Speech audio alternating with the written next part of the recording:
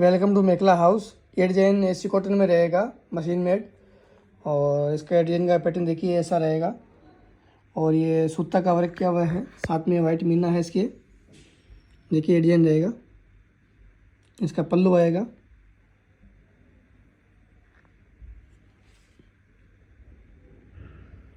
इसका पल्लू रहेगा। और पूरे चादर में इसका ऐसा वर्क रहेगा। इसका मेखला आएगा। देखिए मेखला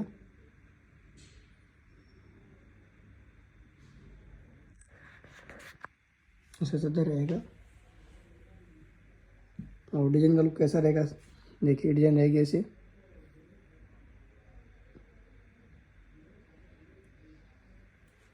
और ये कलर रेंज रहेगी इसकी। टोटल 12 कलर है इसके अंदर। ये कलर देखिए आप।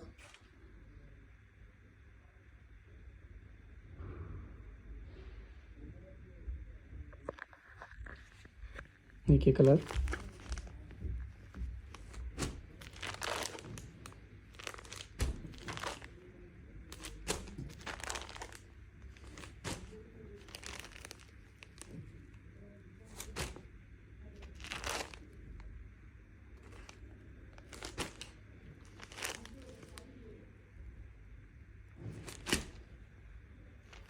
सब कलर रहेगा इसके अंदर।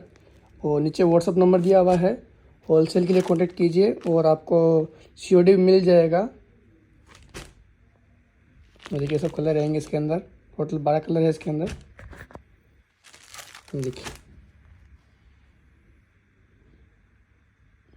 सब कलर रेंज आएगी इसके अंदर।